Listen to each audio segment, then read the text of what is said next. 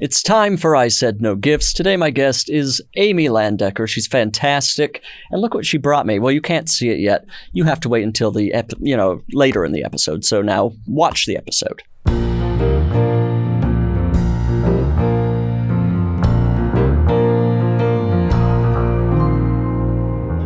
Welcome to I Said No Gifts. I'm Bridger Winegar. Ellis is moving around in the studio, and I thought, is something going on? Everything's fine. Everything's fine. And that's fine. That's how podcasting works. I observe things, and then I comment on them, and everybody benefits from me making mistakes. So we're here. We're in the studio. What's going on? I'm trying to find something to clean my glasses. Our guest has very dirty glasses, apparently. Do you know what? I have a lens wipe. I would love that. Do you want one of those? Yeah. I am a little OCD about dirty glasses, and I probably left my lens wipe in the car. Oh, you have a fresh one. Oh, yeah. Ooh, yeah. Oh, yeah. I'm so prepared. This is nice. You don't even have glasses on you. No, but you have to be prepared for everything. Dear Lord. You should have been my mother. There's still time. The guest, I'm kind of proving myself to just be very useful today already. Yeah, very useful. Yeah. So now we've got the guest will have clean glasses. That's going to be very exciting for everybody. What's going on in my life? I'm just kind of finally admitting to myself that it's time to change the battery on the garage door opener. The rumors have been kind of circulating. Will he change the battery on the garage door opener? And I'm going to do it after about 10 to 11 months of it barely working. It might be time. So there's that. I saw a car on fire on the freeway. That was last night, but if somebody wants to get that out to the proper authorities, just in case they haven't taken care of it yet, that car is on fire. It could explode at any moment. Again, this was about 14 hours ago, so who knows? And so I think think of all the territory we've already covered. I've thought Ellis was doing something. I've offered a lens wipe to the guest, and garage door opener, cars exploding. What could happen next? I think we should get into the podcast. I love today's guest. She's absolutely fantastic. It's Amy Landecker. Amy. Hi. Welcome to the podcast. Thank you for having me. Your glasses look great. Now I also have a cough. Do you have a lozenge? You're pushing it here. The water will work. We have I'll some be Smarties fine. and a cigarette. Interesting. I wanted to tell you, our car blew up. What? I had a Chevy Volt in the driveway. This is crazy. So we are going to a Dodgers game. Okay. Bradley Whitford is my husband. Right. Whatever. Look him up. Don't look up Bradley Whitford, but Bradley, reach out. So he was at Ralph's getting some last minute milk or something. I'm at home and I'm getting ready. He's just going to swing by, pick me up, and we're going to go to the game. Sure.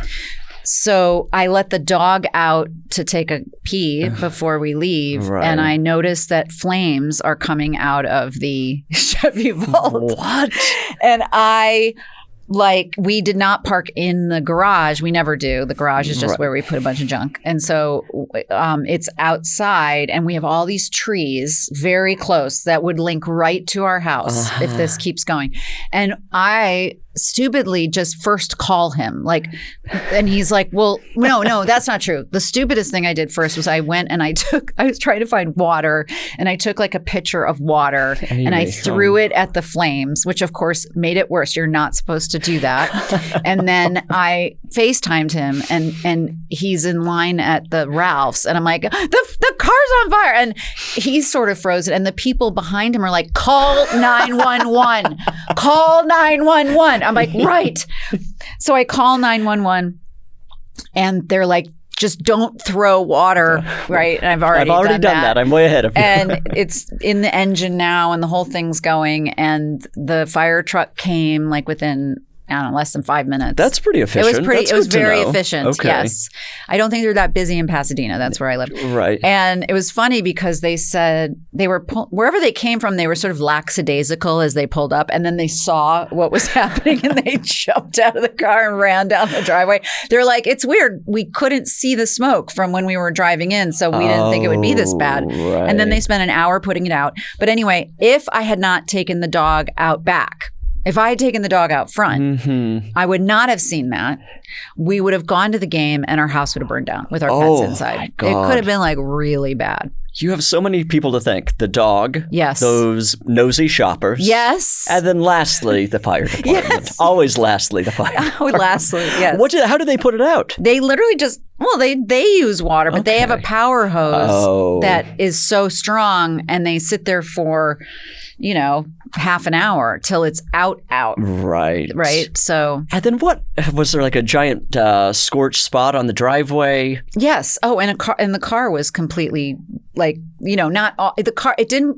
The great thing was there was a good firewall in the car, so the front burned, but it never caused the back to burn. The back did not. But the front of the car was like ash on the. Oh my God. Oh, it was insane. What caused the fire? These were early volts. Sometimes the battery would catch fire when you were charging. That is not great to hear. No. I don't love hearing that as an electric car owner. No, I know. Well, we're big electric car owners, right. And Bradley's huge on the environment. We still kept the second Volt. We have another Volt. Wow, that's very risky behavior. Because it's a later model. Okay. And then, so you just called, or I assume the fire department kind of took care of getting rid of the car? No, I don't. You know what's funny? No, you have to call a tow service. Oh, still? You have to make another. Yeah. Yeah, you got to get towed out. No, they're not going to do anything like that for you. Yeah, I guess I've never seen a fire truck towing a car. Yeah, they don't got to tow you. They just got to put out the fire. They don't move. They don't take down the building after they put the fire out. That's something they should consider. That could be a new element of the business. Yeah, it could be something they charge for. Right. Yeah, this could be a new fund, a new source of funds for the fire department. We also we contract your new building. Yeah, that's great. I feel like a lot of firefighters kind of could cross over into that. Why are firefighters always cute? They're always unbelievably legit, attractive. Like legit. Like my husband doesn't even mind when I'm just like, honey, what is going on? I don't understand. Are they like scouting malls like model agencies used to? Or maybe they're going to Abercrombie and Fitch and they're just getting the people that work there. When they're a little bit older, have you ever thought about being a firefighter? Right? It's like the military going into high schools to recruit people. Exactly. Fire department goes to Abercrombie. Yeah. That kind of makes sense. And then they always have, the uniform is always good looking. Even the blue shirt they wear. Oh, I don't know. It's very strange. Yeah. And then of course they're kind of doing just this wonderful service. I know. So then it's like a romanticized whole irresistible worship people. thing. Yeah. Are they still going down the pole? Do we know if they still have the poles? I'm sorry. This took a turn. Oh dear. Are they going down the poles? I'm just going to leave that. Yeah, I think we should. The other thing about the fire department that I find interesting, a little darker or a little more dramatic, is that they're being able to leave a baby there.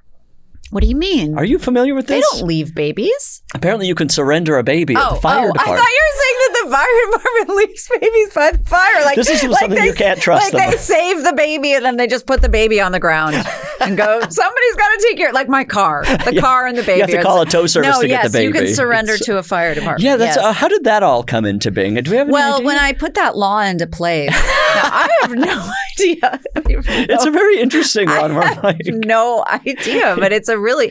Well, maybe also because, the other thing fire departments always do is they go grocery shopping and they cook. Did you? That's like a big part of it, It's a big part of it because they stay for a couple of days and they make their own meals. So there's always really cute fire guys in the grocery store too. Right. So they're nurturing. They can cook and take care of the baby, I guess. How is this not like a dating app?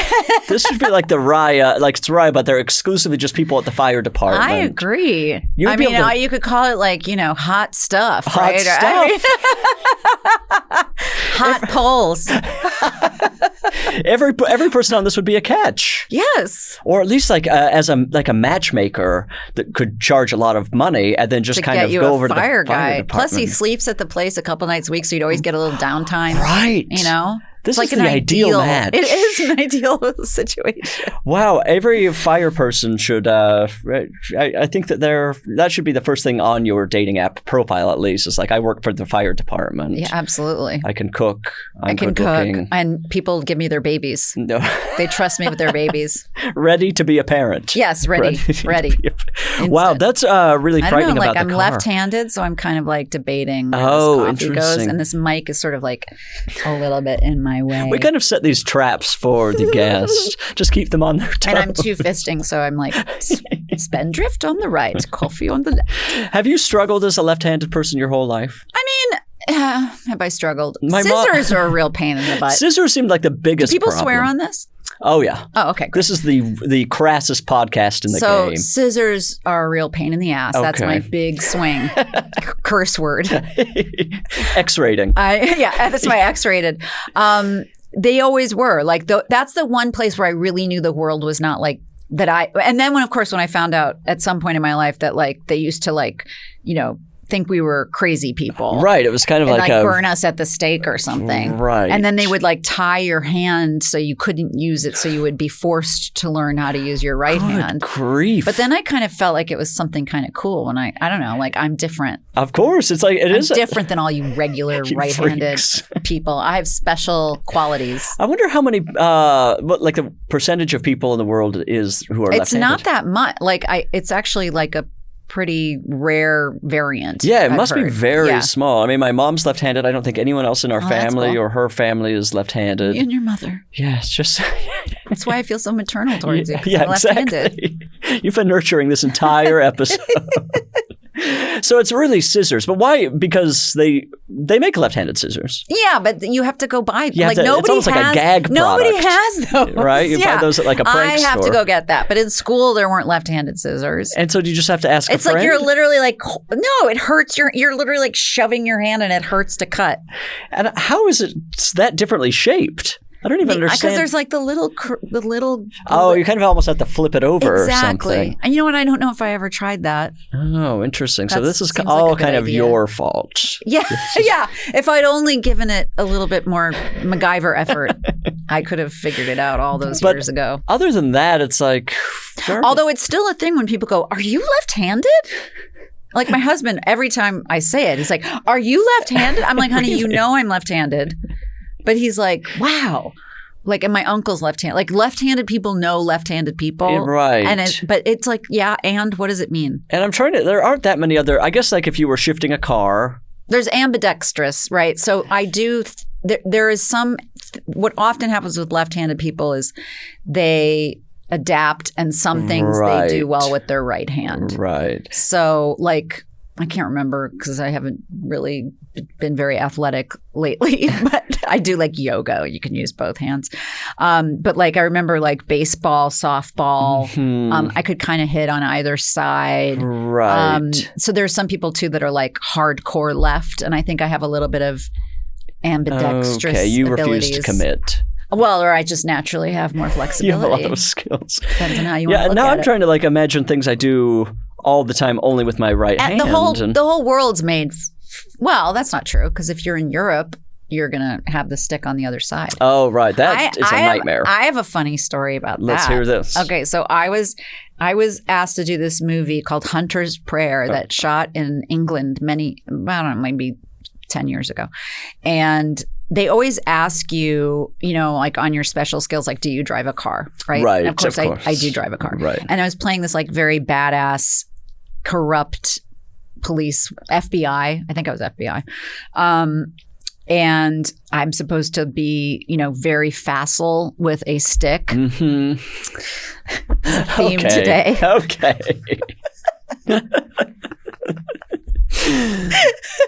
So I don't even know how to drive stick, let alone being facile with it. Right. And they shoot a scene before I get there with my stunt double.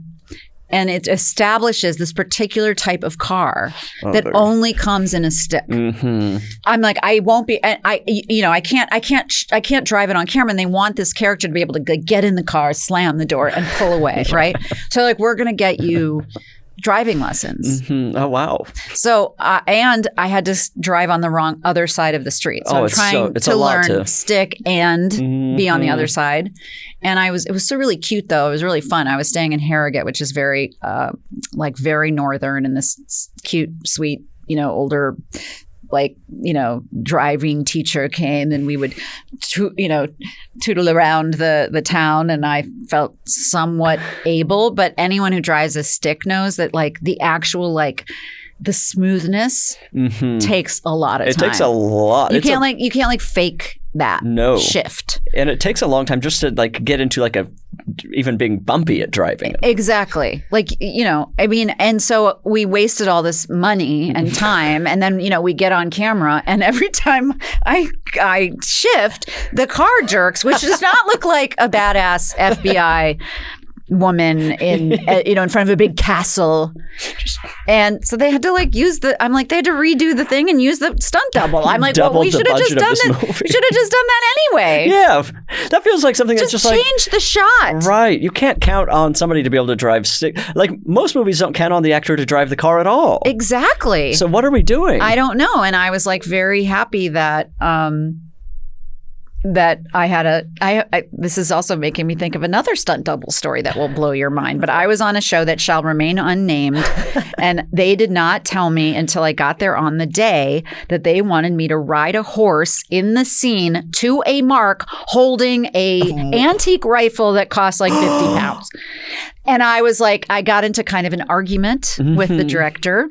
And when the showrunner found out, he was horrified, and everyone was apologizing to me. But I'm this is after Rust. I mean, oh my God. Yeah, this is are you kidding me? And these are two things that separately are dangerous. Exactly. Riding a horse and holding a gun. Exactly. And I hadn't been shown properly how to shoot the gun, and I hadn't been asked if I knew how to ride a horse. Oh. And she goes, well, it was in the scene. And it wasn't. In the scene, by the way, is that it didn't say anything about me shooting this shotgun that was 20, really old and heavy. You really also want to look like you know what you're doing. Yes, right? That's part of action. And then the other was that we were by a raging river, and in the scene it says you just get on the horse at the end of the scene. I can get on a horse. Okay, that is that's not impressive, the same. I'll say. Yeah, I love horses, but that is not the same as asking me. And they should have even checked if I knew how to do that. Of course, I think that helps everybody. Ultimately. Yes, do you feel comfortable mounting a horse? Plus, God, we're just really getting into something. Plus, they did not tell me that when I'm mounting the horse, there's going to be a girl in front of me holding a baby. This was the craziest day at work. It's Rube Goldberg machine where just several people are killed. Yeah. I was like, what are we doing? And anyway, it turns out, and I knew we had stunt doubles. No one told the director that we had stunt doubles there to do all of it. What were they doing? On a smoke break? Oh, here's what it was. There was a group of us. We were all nuns with guns, okay? Well, I love whatever this is. I wish you would name it. I know. It all got cut anyway, so you'll never see it. But the background and the stunt doubles looked exactly the same. So unless someone told her, we have these people available for you, but it was a very chaotic environment and a chaotic set.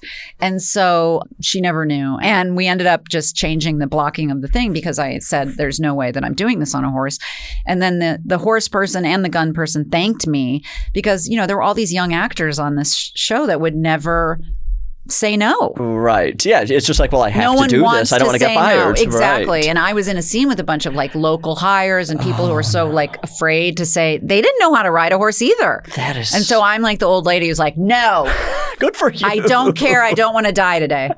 Wow. For that to be happening post-Rust is especially crazy. It was even weird because there was an article that day about how Alec Baldwin had fought to ride the horse on camera, and the horse trainers were you're not a good enough rider to do that. That's unsafe. Wow. So it was actually in the trial that he was pushing that a little bit. Right. So it was a very strange experience. I've had more than a few, but But yeah, anyway. And Nuns with Guns. Nuns with Guns. That feels like it should at very least be a calendar series. I agree. Or TV show. So there's something there. It would be fun if it was drag. Oh, that's great. Right? Drag Nuns with Guns, because then you could get like really sexual with it. Yeah, totally. I also, I just have so many questions about that. That's fascinating. It feels like you're just attracting danger wherever you go. That might be true. It's just a catastrophe. That's true. Cars are blowing up. I'm falling off horses. I actually could drive a stick pretty well, but in England rented a car and nearly didn't make it out of the parking garage. It was humiliating. Because why? Because I was used to driving with my right hand. See, full circle. Right. Back to left, right. Nightmare. There you have it. And then I did run into a curb going about 50 miles an hour. So the whole... That's not fun. No, and right. That was the other problem. It's like, it's not just that I'm doing the stick. Right. I'm doing it on the wrong side of the car. I can't believe you're alive. To be here on the podcast, it's a miracle. It is a miracle. In so many different ways. It is. It's a miracle. Well, I feel like there's something else that's not a miracle, something that's a little bit more troublesome. I was excited to have you here on the podcast today, Amy. I thought Amy is going to come by. I'm sure she'll have some story about a car being on fire. We'll get into that, and then I'll move on. We'll have a nice time. With your absurd request. Well, I was a little upset when you showed up to my podcast. I said no gifts holding. No one means it when they say that. It's do. Literally like you're saying, bring me a gift. Let's be honest. How I annoying know is it when anything people about go, that. no gifts, please, no gifts. And then they're like, can you believe she showed up and she didn't bring a gift?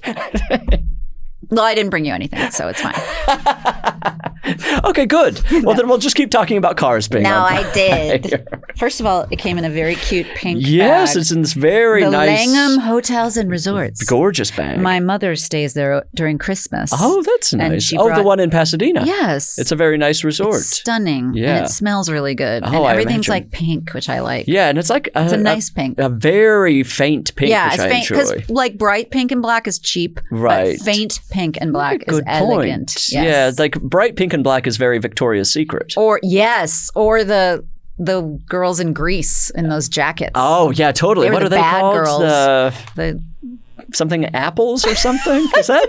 Am I... Pink ladies. Pink ladies, yes. Wow. Yes. Good for me. Interesting that we couldn't come up with pink. Or Okay. ladies. Okay, let's get in here. Okay, there are two objects. I brought two gifts. Not only did I bring gifts, and they're not related to each other. Okay, does it matter? Which you open first? Let's open the little one first. Okay, they're pretty dense. This is I also wanted to point out my special paper because it's gorgeous. Critical Role, which some of your listeners of course. might be into. We are really into them in our house. And so I bought Critical Role wrapping paper probably 4 years ago, and I still have it. I think that's kind of the rule with wrapping paper. Yeah, you buy it, and then it just goes in a cupboard. I wrapped what I needed that year, and then I think it's very cute though. So I thought it would be good for you. All right, it's thick wrapping paper. I like it. Okay, we're opening. I debated bringing you both, but. Oh, what? Okay, this it says Santa's pipe smoke, big ass brick of soap. Wait. Take it out because it is a very nice bar of soap. Bar of soap. It smells so good. So this is a regift from the what do you call them? Yes, it's a beautiful thing of soap. Look at that thing. You could use quality, this as a weapon. That's quality soap. I know someone gave you. I heard one of your podcasts where Wendy, she brought you like smelly toilet paper. Oh yes, the strawberry Hello Kitty toilet paper. And I was like, oh, that's so fun. And then I forgot that basically I have like a little cabinet at home where I put little things that we maybe got gifted that we're not going to use, and I try to figure out if someone might want them. And this was a recycled stocking stuffer. This is a great stocking stuffer. Because I think it says Santa's pipe. Yeah, right? This is very Christmas-oriented. Duke Cannon. I don't know what that is. Yeah, I'm not sure, but you can regift it or use it. I will probably use it. I mean, I thought honestly when I took the soap out, I was like, oh. That's a really nice soap. And would you say that's supposed to smell like smoke? No, yeah. Yes. Actually, you can go real close. It does have a smoky quality. Yeah, but not in not a casino smoke. No, but just in a nice. I know you really want to wear like a super masculine scent, right? So that's what I'm getting for you. Yeah, I've never heard of this brand, the Duke Cannon soap. I haven't either. Are you a bar soap person or a shower gel person? Shower gel. Yeah. Yeah, bar soap kind of freaks me out because it always gets down to that like bottom part, and you know at that point it's just like disgusting. What is this filthy? But you're like, thing? Is it small enough that I should throw it away? Like I'm wasting, right? And then it just gets caught in your drain, and everything gets backed up. Yeah. So I like a good pump. Yeah, I feel like you're off the podcast. Leave the show. I'm not even trying, you guys. Not even trying. Wow, this is a very. I guess I don't mind a bar soap for hands because frequently it smells pretty good. Yeah, but also like as a house thing, Oprah. If you go stay at Oprah's house, right. of which I've never done, she replaces the guest soap for every guest because you don't want like the stuff that was on the other guests. So she's just throwing the rest in the ocean. Yeah, she's destroying the earth. I don't even want to talk about Oprah. I've been a little disappointed lately, to say the least. But I'm 56, so she was a big part of my life. Right. And I'm very disappointed, but whatever. Not because of soap.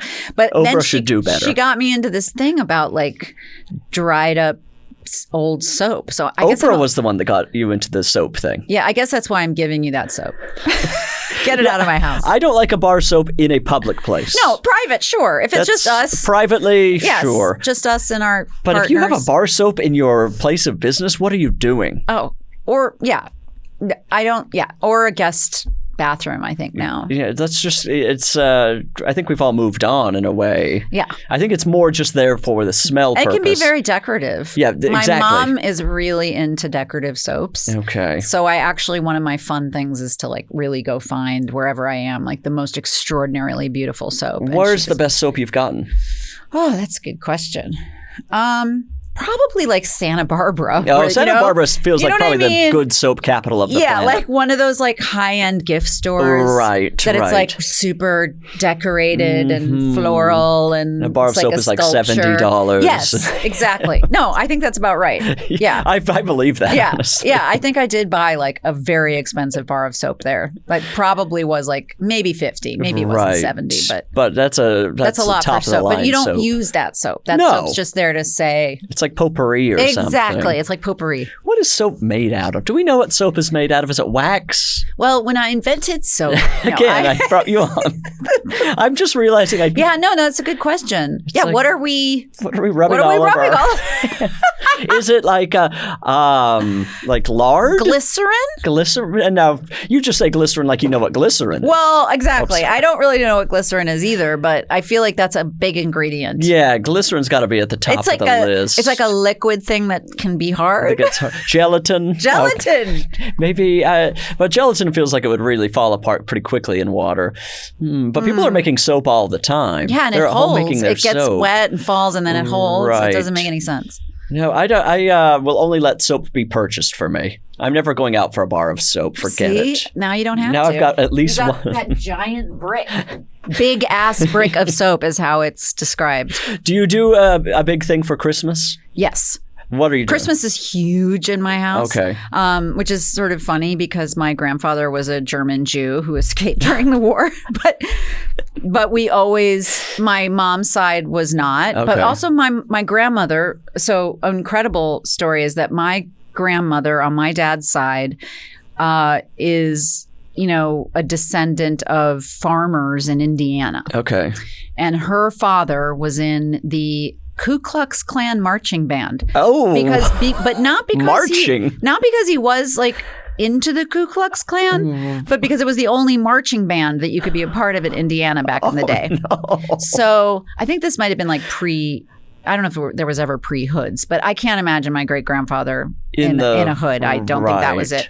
But she fell in love with my grandfather, who University of Michigan saved him. There was a time in the early Nazi regime where if you could get sponsored by an education institution that would take you away, they would let you, because they didn't want any of the smart Jews there. They wanted you taken away. Right. So University of Michigan paid for his passage and he became a professor there. But we never really talked about. He became very. He was a-religious. I think they went to like a Unitarian church, but like so. I always knew I had these like Jewish, and I had Jewish aunts and uncles. So there was always a combo going on. We were always kind of doing a little bit of Hanukkah, but Christmas was like the greatest day of my life every year. And both of my parents were extremely overdone in their gift giving. It just became, hence 2 gifts, not 1. Right, of course. What do I get to show up here? You've gone too far. I mean, I almost brought you 3. I almost brought you something from Japan, but I was like, okay, it's like a little too much. And I might want to give that to somebody, but that I know. Another gift-based podcast. Yes, there might be someone else. But yeah, it was. Wait, I totally lost. You're talking about Christmas going all crazy. Yeah. So it was like we got like 1,000 gifts. So I continue that tradition. We have, you have the stocking. If there were kids, you would put the cookies out and we would write a letter to Santa. That goes on until you're about 15, and then everyone just like decides to let it go. This is just a dirty dish. Yeah, now it's just annoying. Right. But you have the fireplace open with the footprints and the whole 9. Wow, they're like props essentially. And huge stockings, and then tons of gifts. Oh my God. It's really fun. That's wonderful. I love Christmas. That sounds lovely. Yeah, it is. It's fun.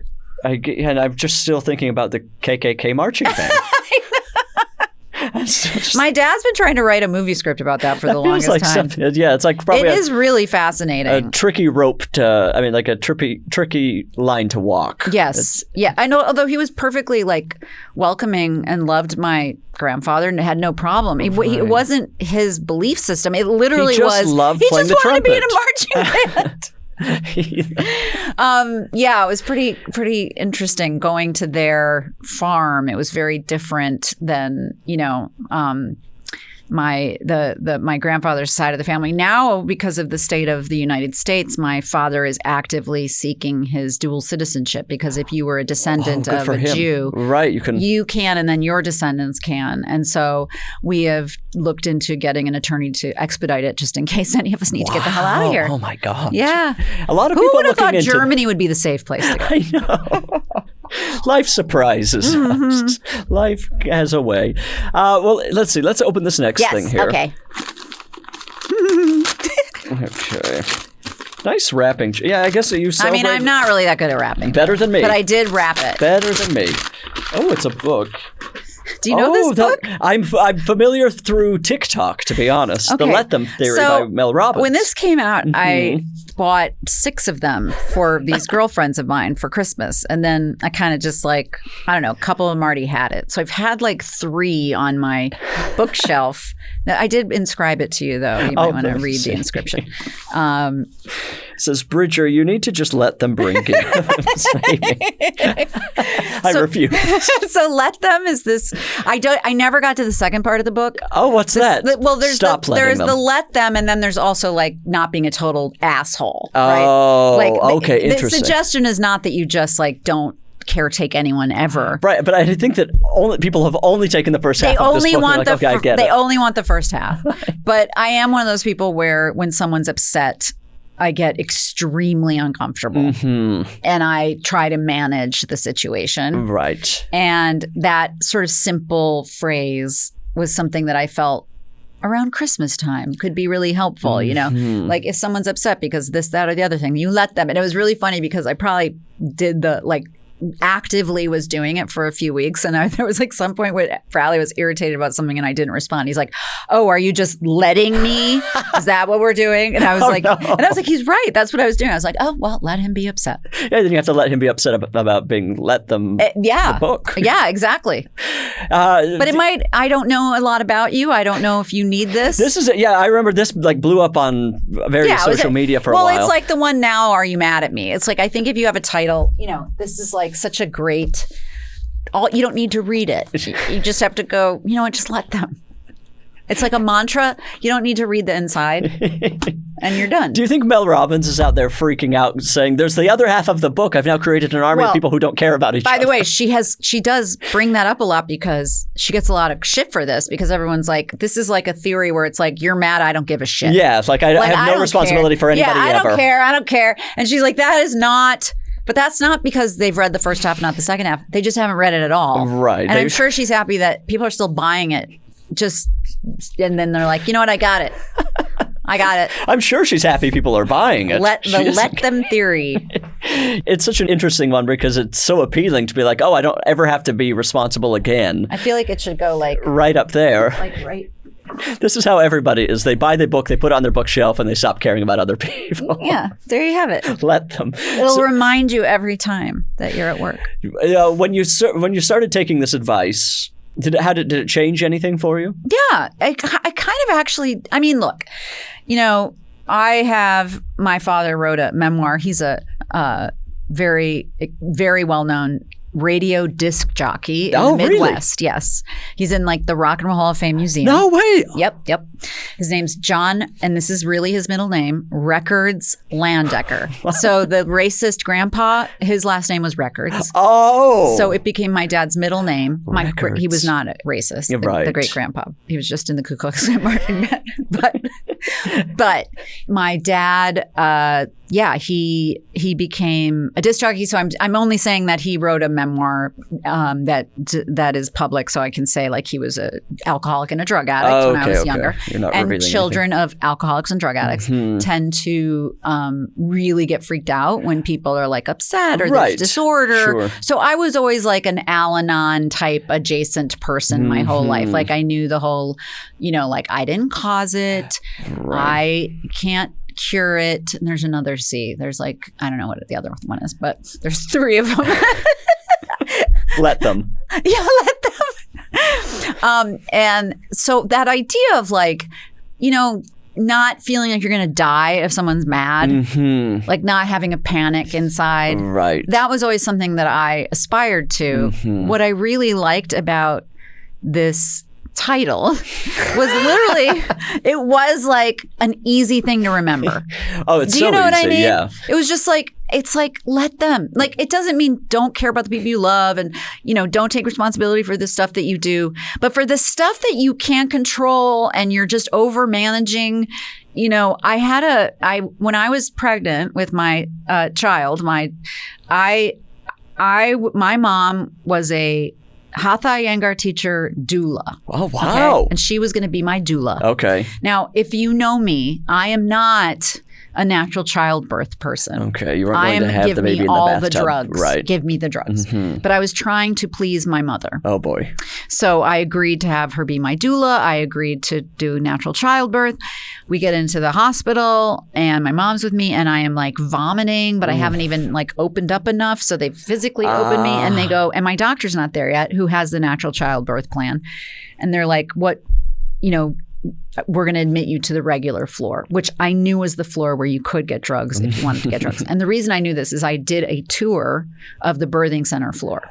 And when I went on the tour, first of all, there's a woman like screaming bloody murder as we're walking by. And I was like, and then the woman looked at all of us, this tour group, and she was like, know who you are. And she said it in this like very, and she repeated it.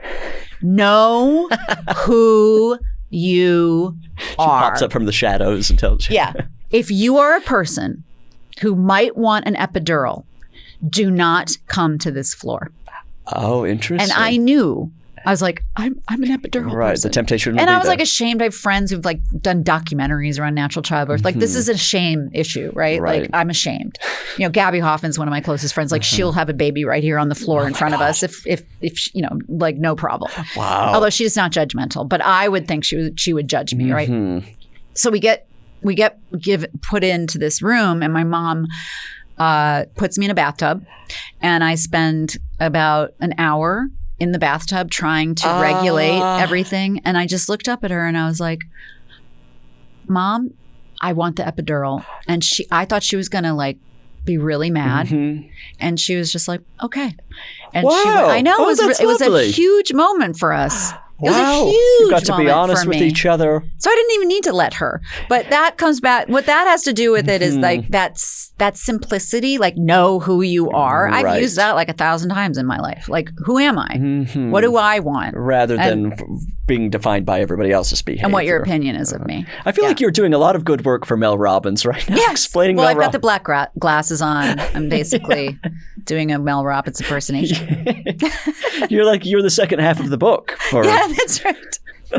Now you're going to be all over TikTok. People will be like, oh, that's what was supposed to happen. That's what it was. I got it. I don't even have, just put it on your shelf, read the side. I wouldn't be surprised if that book is just blank and they just put that title on the cover and they're like, this is going to sell. Oh my God. No one's going to look into this. I have like a book someone gave me that was like a pretty hefty book, and the cover is like, everything that like has made me proud of Donald Trump or something, and it's just an empty book. That's a great gag. It's a great gag, and it's just empty pages. That could be used as a journal. Yes, that's a good hidden journal. Yeah, although no one's going to look into it. Yeah, that's true. Your most That's private right. thoughts. That's true. Interesting. That's true. Wow, let them. Yeah, I feel like that's kind of like part of human behavior is like just being the reason it blew up in such a way is like you're just looking for an excuse to do the bare minimum, and so. Well, I think if you're like yes, if you're a toxic narcissist, that could be used inappropriately. But also, I think there's a lot of people who are really trapped in people pleasing. Oh yeah, I mean, I'm absolutely that depends person. on which direction you're coming from. Right. But you're right. For the real assholes of the world, it's a real like cosign. Right, totally. Yeah. But it also makes perfect sense. I should be letting more people do a lot of things, and I simply can't. Yes. I'm just constantly paranoid about everyone's behavior. Well, clearly, I mean, the name of your podcast is like telling people what to do. Yeah. Okay, Amy. Yeah, maybe I should let them a little bit more of a shot. Yeah. It's hard. It's hard to just let How people did you behave. come up with I said no gifts? Deep greed and just because you knew control issues. It was going to be the opposite. Yes. No, it was just a thing that I had kind of wanted to do a podcast, but obviously it's hard to come up with an actual idea. And then I was driving home from a writing job I had, and this came into my mind. It's like, oh, that is kind of a podcast already. It is a great idea. And then thank God the network was there to set it up, and because I'm very lazy, I wouldn't have done it on my own. Me too. And it's somehow, is that exactly right? Exactly right. Yeah. That's the network, and so now I'm just surrounded by objects that have. I think we have almost 300 episodes, and probably that's fun. I probably have like 500 objects. But I brought you the best gift. Of course, we finally got to one that I can use. The rest of this will be sent to the dump. I really actually want to know, knowing it's not mine. And are you allowed to say like what has been one of your favorite gifts? Oh yeah. Okay. And I feel like I answer the same thing all the time, so I'm going to try to branch out here. Okay. Because I usually say a car garbage can was given to me, which is great. Oh, that's fun. A beautiful waffle iron. But more recently, a friend painted a picture of my new dog, which was just really lovely, which is like a good gift regardless of podcasts. Like Paul Rubens was on, and so like this cactus candy right here is just like a very that's fun, memorable kitschy thing. Yep. Yeah, I feel like most of the gifts. What is this murder thing? Let's see. Oh, this is Murder Seed wrote. Maria Thayer made this for the Iowa State Fair, I want to say. Oh. And she kind of does these seed art every year. Oh, that's cool. And so she brought this. What's the photograph of? That's Iowa Debery. Oh, God. I didn't even recognize her. She looks 12 years old. Yes, that is her at that age. Oh, I see. And she sent a photo of herself dressed as a president to an Etsy person to paint of her. That's really cute. But I've gotten a lot of, this is smelling salts, which is essentially drugs. And most of the things are fun. I feel like that's Weird Al. He gave me his high school trophy. Oh, wow. I mean, I've kind of gotten a little bit of everything. That's a pretty big gift. Yeah, it's a wild one, right? What's it for? It's for debate, I believe. SCDL Expository. Expository. I believe that's kind of the... shit. Oh, God. Amy is now just destroying the studio. Shoulder. Let's get Stop. What else? That's a beautiful masquerade mask. Is that what we call those? Yeah, that's from Chris Fleming. Yeah, I've just gotten a lot of wonderful things, and now I've got Let Them, and so I've finally made it to the end of the rainbow and gotten my pot of gold. Now wait, here shows my my brain fog. What was the second gift you said? Let's see. Oh, there was the picture. What kind of dog do you have? Oh, she's a Rottweiler.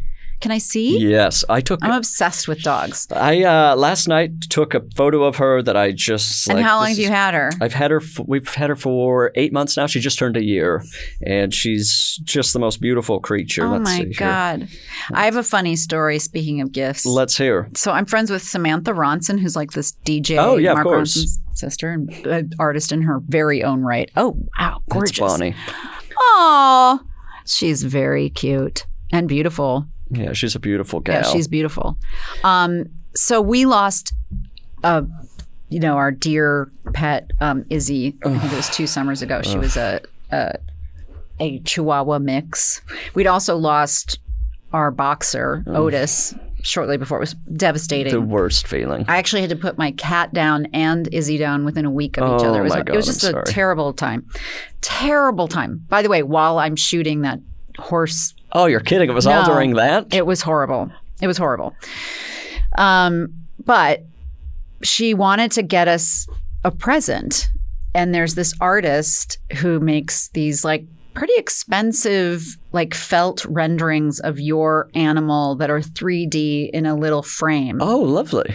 And she sent me some of his work and was like, do you have a good picture of Izzy? I want to get this for you and Bradley. And I was like, oh my God, that's just so sweet. And I sent her pictures and the thing showed up.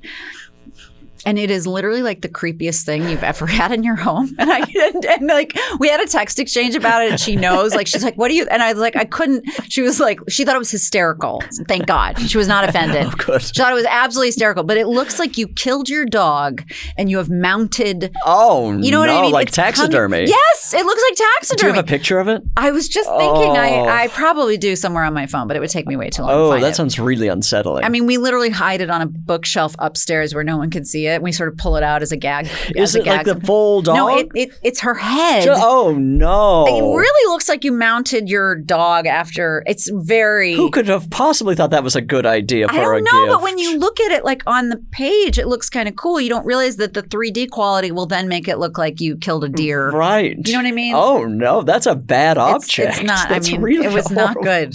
It was not good. You made me think of that one. Idea. Yeah, it was.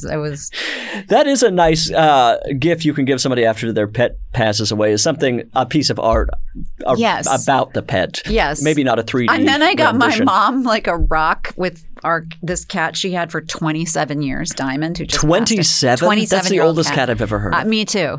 And it was just weird because I ordered this rock with Diamond's name for her garden, and it just sort of showed up like this soap. Like it was just this big gray block of nothing. And it just said like Diamond. And she was like, she's a real aesthete. And I was like, sorry, Mom. That was not the rock I didn't mean like some rock that looks like a big turd. You could have made that at home. Yeah.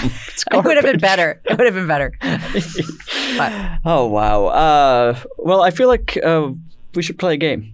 Oh, yeah. We're going to play a game called Gift or a Curse, but I need a number between 1 and 10 from you. 7. Okay, I have to do some light calculating right now to get our game pieces. Mm-hmm. So you can promote, recommend, do whatever you want. I'll be right back. Well, I happen to be here the week that a feature film that I made, that I wrote and directed and act in, that opened at South by Southwest last year, is having a theatrical release, which is a very big deal for these little low-budget movies. So it'll be at the Laemmle Royale in Los Angeles starting the 27th, and it will be at the Quad Cinema in New York starting the 26th, and then it will reach out nationwide the next week. And the better it does, the more screens we get. I think we're on about 40 so far, and hoping to go to like 100 or 200 across the country. Did you name the movie? It's called For Worse. Okay. It's inspired by, it's a rom-com. Okay. It's my attempt at a very traditional rom-com. Oh, fun. Yeah, it's very tropey, very traditional. All right. I have an insane cast. I have Gabby Hoffman and Ken Marino. Oh, and, wonderful. I mean, just Kelsey Reinhardt, Bradley Whitford. Sure. Don't know if you've heard of him. Nika Haraga, who's a really great young, he's a skateboarder and a model, but he also is a wonderful actor. And if you bring up his name around any young girl under the age of 25, she's like, oh my God, Nico. And God, just so many people I can't even, Claudia Saluski, just an insane group of talented people joined me to make this little funny. Oh, Missy Pyle. How could I forget her? Missy Pyle. Wait, are my you best in it friend. too? I'm the lead. Oh, yeah. amazing. Yeah. So I wrote myself a lead part in a movie. That's great. Because no one else is going to give it to me. And I directed it, and I thought that was going to be really scary, but it really wasn't. It was kind of fun. And it's inspired by my absurd behavior after my divorce. So For Worse. Right. Oh, I really like that idea. Yeah, it's fun. Everyone go see the movie For Worse. Thank you. ForWorseMovie.com is a great place to. It has all the places it's playing and ticket links. Beautiful, beautiful. Okay, this is how we play Gift or a Curse. I'm going to name 3 things. You'll tell me if they are a gift or a curse and why. Okay. And then I'll tell you if you're right or wrong because there are correct And right answers. or wrong is just your opinion. Amy, no. Right or wrong, it's universally an objective truth that somehow I disagree with? Yes. All right, I'll just let you have your opinion. Getting ahead of the story, Amy Landecker. Okay, this first one is from a listener named Denise. Gift or a curse when you are walking and someone stops in front of you, but the second you catch up to them, they start walking at your exact pace. Oh, curse. Why? It's so creepy. No one wants to walk side by side with someone they don't know. Like you either want to get ahead or you want to get behind. Mm-hmm. That is a very uneasy situation. It's like, am I supposed to talk to you? It's like a car that just wants to drive alongside of you. You're like, are you going to kill me? Oh, a car alongside you is a very eerie feeling. Yeah, well, it's even worse when it's just a person standing there. I mean, I don't know what they're going to do to me. Why are they doing that? Mm-hmm. They're taunting me. They're going to kill me. Or they have no spatial relation awareness? No, that is definitely not good. Wrong. Oh, come on. Wrong. Come on. That's a new friend. Oh, my God. What do you have? It seems like you're just not open to letting new people into your life. Not strangers on the street, which is a sad state of affairs. A stranger is a friend you haven't walked at the same pace as yet. Anyone who would do that is so creepy. I don't want them to be my friend. Well, it seems like you're wrong. Okay, and sorry. I need you to just kind of I'll let you be right. And I'm letting you be wrong. That's very generous of me. Okay, thank you. All right, this next one is from a listener named Sarah Jane. Gift or a curse, people who put their bare feet up on the dashboard. Oh, I do that. It is disgusting. Mm-hmm. But I do it. Mm-hmm. I mean, here's the thing. No one's eating off the dashboard. No one's putting their face on the dashboard. No one's really even touching the dashboard with their hands. So, like, why is it so bad? I mean, it's kind of bad because you get, like, your little toe prints on the glass. Mm-hmm. That's not a great look. But there's something really great about the sun when it, like, hits your feet, and you got your, like, toes up there. So I have to say, what's the opposite of the curse? Gift or a curse? It's a gift.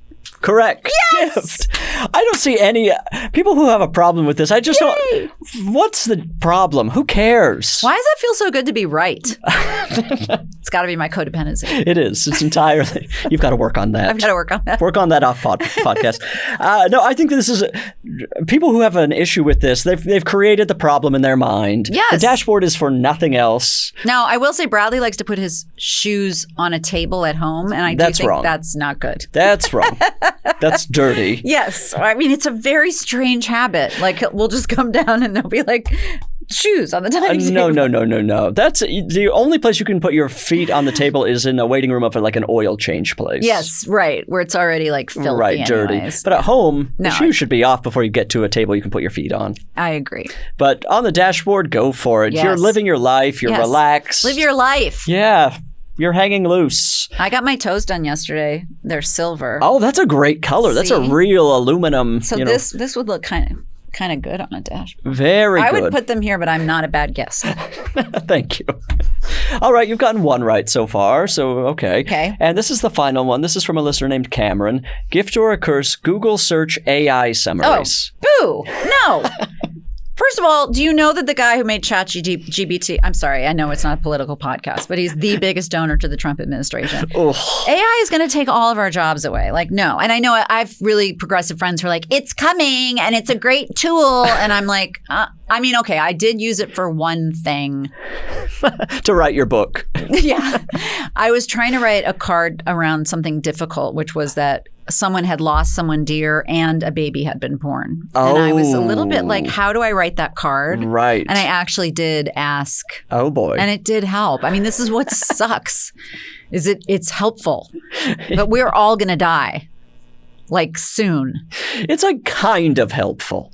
Yeah, it's a good launching pad. I mean, it's interesting because I was actually like, I'm working on a script with some people and we were having a little note session Saturday. It was so fun. And we're just like going through this thing and coming up with jokes. And it was just such a blast. And I thought, is this the kind of thing that like no one's going to need us soon? Ugh, it's horrifying. Absolutely horrible. And it's a sort of bigger idea. It's not like indie small. It's like, and I feel like those are the most susceptible. Right. Oh, absolutely. Because some of those are written really bad and people still love them. Yep. So studios don't care. They're like, it's a piece of shit, but everybody watches it. But how many Netflix rom-coms need to be made that are mediocre? Right. But they make a lot of money and no one cares.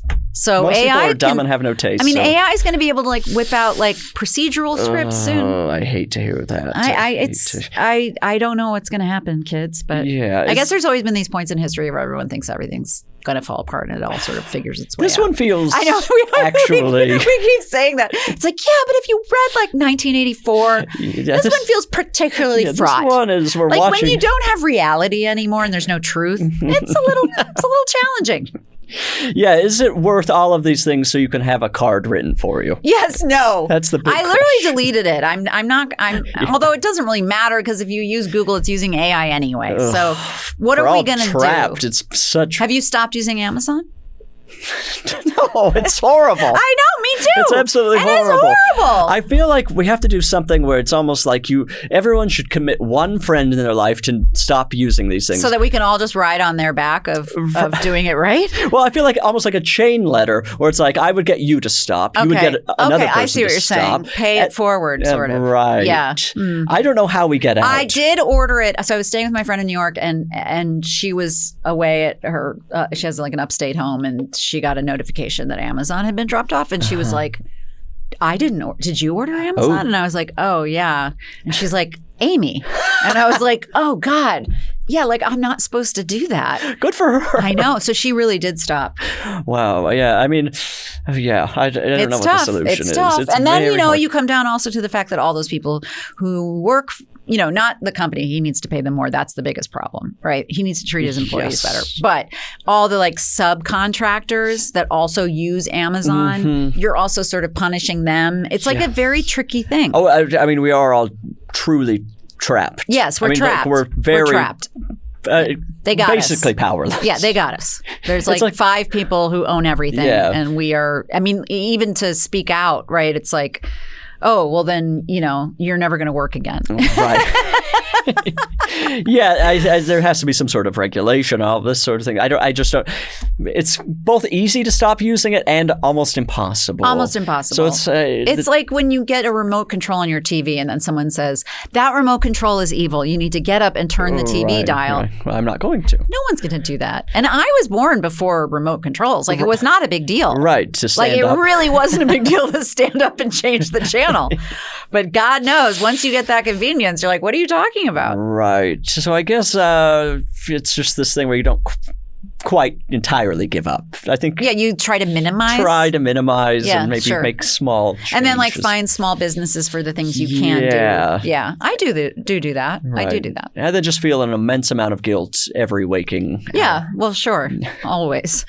But you're saying cursed, the Google search AI summary. Yes, cursed. Now what's the right answer? Oh, curse. Jesus. Oh, thank God. What if I came out as a tech investor? I was going to have to get up and leave and protest. I'm done with this interview. I'm a Google employee.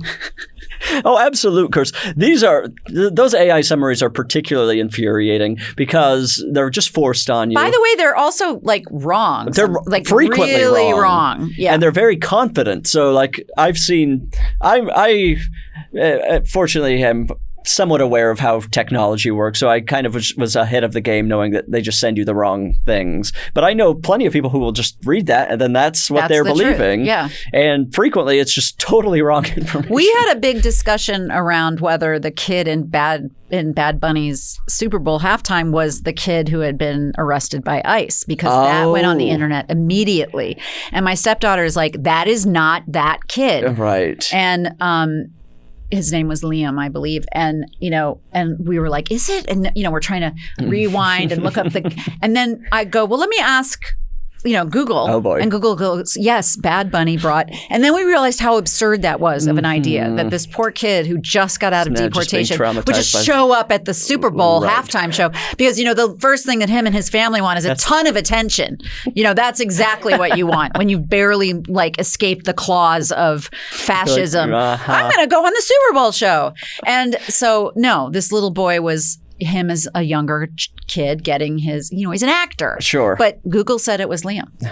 Any piece of information now that you think is true, you should find 4 different sources. Yes, I agree. Very independent Well, there was sources. this whole thing that Trump called C-SPAN yesterday that was going around. What was this? Well, he used to call in and be this other guy. He just thinks everything is Howard Stern. And so someone called into C-SPAN and used the name that he used to use when he would call into a place. But I was like, why would Trump care about C-SPAN? Plus, with AI, anyone can do that. Right. And I want to get 4 confirmations. Yes. And you know what else people do now is they like to throw something out there before it happens, like the Dodgers refused to go to the No, it wasn't the Dodgers. The Seattle Seahawks refused to go to the White House. And I'm like, yes, some guts. And that just wasn't true.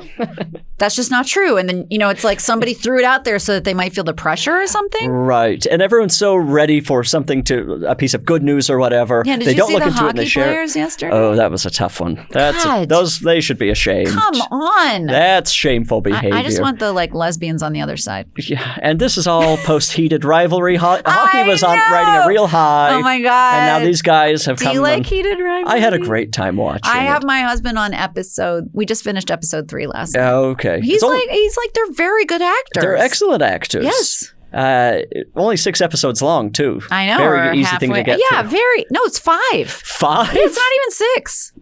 The Cottage is 5. Oh, wow. Yeah. So next season will probably be 400 episodes because of the success. God, I hope so. And they have a lot to clean up after this other behavior from the hockey players. Yeah, so. no kidding. Good grief. Good grief. What a disappointment. Well, you got 2 out of 3. Okay, well, that's not bad. That's not bad. And that's not bad the at all. worst. No, I'll take it. I think we should answer a listener question. Okay. People are writing into isaidnogifts@gmail.com begging for answers. Will you help me answer something here? Let's see. This one says, they didn't even address me or you. Usually they say Dear Bridger or something, but this just gets into it. It says, I hate my sister-in-law's husband's sister's boyfriend. Oh, in parentheses, husband's sister's boyfriend. Does that make any sense? I hate my sister-in-law's boyfriend. Let's just leave it at that because Got it. The relative math I'm not working with right now. I hate my sister-in-law's boyfriend. My husband thinks I should have a conversation with him about keeping the peace, but I hate him and I don't want him around my baby who is 18 months old. He also hates dogs, red flag, and she has a dog. I'm done. I don't even need to read anymore. They almost broke up the day I had my baby, but made up while I was pushing my child into this world. I just found all this stuff that I knocked off. Leave it alone. You're look ruining. Look at what I did. I'm sorry. Keep reading. I apologize. You were sent by a rival podcast. Jesus Christ. I'm so sorry. Okay. Let's see. They almost broke up the day I had my baby, but made up while I was pushing my child into the world. They now have been living together for about a year. How do I coexist with this terrible human in our lives? He also implied one time that my husband was going to kill him after they had a disagreement and never apologized for it. And my husband is acting chummy with him now for the sake of the family. The terrible boyfriend also just bought my husband a $250 watch. What is with this guy? Is he love bombing my husband? And that's from Marianne. I mean, the layers of whatever is going on in Marianne's life. I mean, look, once you say he doesn't like dogs, I'm right. like, we're done. Just like we're finished with this We're absolutely done. What could and you wrong? Tell your sister-in-law. So it's the husband's sister who's dating this dick, I guess is what it sounds like. Okay. Yes. And so basically you just go to holiday events. You don't do any special side gatherings. If you want to see if he wants to see his sister, fine. You say, I don't trust people who don't like dogs, and we're done. Right. And then the $250 watch throws... You know what you do? You let them. You let them. You let them. Mel Robbins sent this fake email. You let them be upset about it. That's what you do. You let them. She wanted to be able to demonstrate the philosophy in action. That was a good question. And let this guy buy your husband as many watches as he wants. Let them have their bromance, but you do not get involved. The moment an affair happens, detach with love, as they say. Light and polite. Those are some Al-Anon keywords. Yeah. Light and polite. This guy will be gone. And light and polite and hardly ever. Oh, and hardly ever. Yeah. Interesting. That's my ad. Yeah, it's a good ad. Yeah. Do you need to write a book? Yes, I should. Shouldn't I? This guy is going to be gone in no time. Nobody likes him. Yeah. And now he's been exposed on this podcast. Yeah. So, what is that no contact trend? Yeah. He goes on the no contact. Yes. The whole family goes no contact with this guy. Yeah. Get rid of him. Let him buy a few more watches. Take him to a pawn shop, etc. Take advantage. I don't think a $250 watch is that expensive. But is that just me giving away like my? I think that's like probably. I'm a person who buys a $20 watch. First of all, I don't buy watches, but I would imagine like. Yeah, I think people buy like thousands of. Like a watch is like $1,000. Right. Nice. Like $250 is like a good watch. Yeah. What can you get this for is a $250? $20 watch, and I love it. Yeah. Because I lose them all the time. Why do you wear a watch? Because in movies, I don't want to be able to look at my phone. If I'm in a movie theater, I want to be able to look at the time. Oh, I thought like when you were acting in movies. I'm like, well, don't they have an opinion about your watch? I make one demand. Anytime I book a role, I get to wear the watch. I want to wear this $20 watch. I don't care that this is set in the 17th century. Yeah, no matter what. I'm wearing this watch. This guy's gone. Yeah. Good luck, Marianne. Don't write back in. Yeah. Oh, that's not nice to her. Let me. Okay. Let me do whatever I want whenever I want. Absolutely. Amy, I've had a wonderful time with you. Me too. I've got my new soap. I've got my book. You had the best time you've ever had. I've simply had the best time I've ever had. Unfortunately, we're wrapping up the podcast for good. What? And, I mean, how could I have a better time than this? You've ruined the show. Oh, you mean this episode? No, I see what you're saying. The entire series is over. I got scared for a second. What if you that would be such a fun surprise for a guest to find out that this is the last episode. No, right.